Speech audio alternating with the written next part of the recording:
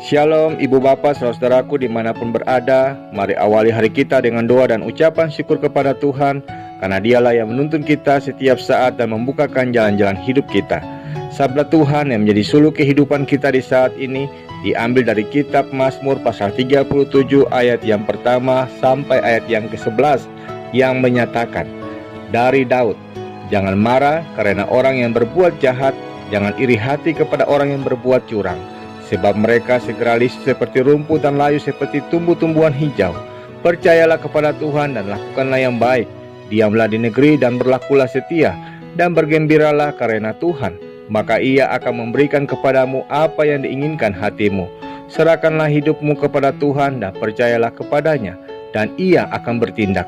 Ia akan memunculkan kebenaranmu seperti terang dan hakmu seperti siang. Berdiam dirilah di hadapan Tuhan dan nantikanlah Dia. Jangan marah karena orang yang berhasil dalam hidupnya, karena orang yang melakukan tipu daya. Berhentilah marah dan tinggalkanlah panas hati itu.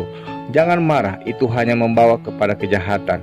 Sebab orang-orang yang berbuat jahat akan dilenyapkan, tetapi orang-orang yang menanti-nantikan Tuhan akan mewarisi negeri.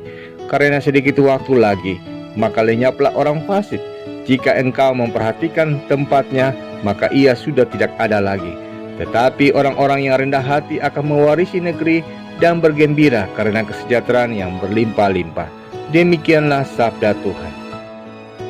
Saudaraku, umumnya jika ada orang yang meminta sesuatu, maka yang diharapkan adalah jawaban ya. Jika sebaliknya jawabannya tidak, maka orang tersebut bisa saja kecewa.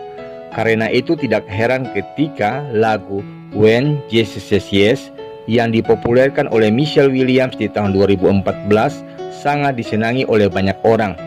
Lalu mereka menambahkan dengan kalimat, kalau Yesus sudah bilang ya, maka tak seorang pun bisa mengatakan tidak. Bukankah orang Kristen pun suka berkata, kalau Tuhan sudah membukakan pintu, tak ada orang yang akan bisa menutupnya. Apalagi janji yang sedemikian indah yang dinyatakan dalam ayat yang keempat dalam bacaan kita pada saat ini. Tetapi saudaraku, bagaimana jika yang terjadi justru sebaliknya? Bagaimana jika Tuhan katakan tidak? Bagaimana jika Tuhan yang justru menutup pintu tersebut? Untuk yang ini, so pasti umumnya orang mungkin tidak suka, lalu ujungnya orang akan mempertanyakan kasih Tuhan dalam hidupnya. Allah memang akan memberikan apa yang kita inginkan, seperti yang dikatakan di ayat yang keempat dalam bacaan kita. Dan bergembiralah karena Tuhan, maka Ia akan memberikan kepadamu apa yang diinginkan hatimu. Tapi bagaimana jika Tuhan tidak memberikan apa yang kita inginkan? Bagaimana jika Tuhan berkata tidak bagi kita, saudaraku? Maka jawabannya, kita harus menghidupi ayat yang kelima yang mengatakan, serahkanlah hidupmu kepada Tuhan dan percayalah kepadanya, dan Ia akan bertindak. Artinya, bersukacitalah, bersyukurlah, bergembira saat Tuhan berkata ya, dan akan tetap percaya kepadanya saat Tuhan berkata tidak. Karena itu, kita harus percaya bahwa jawaban Tuhan adalah yang terbaik dalam hidup kita, baik itu jawaban ya maupun jawaban tidak.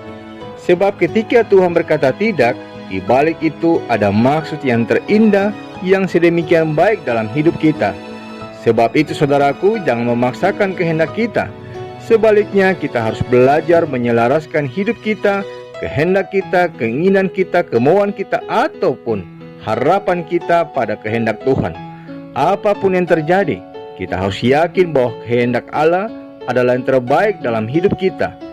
Kasih sayang Tuhan tidak serta-merta selalu dinyatakan pada jawaban ya atas apa yang kita inginkan atau harapkan.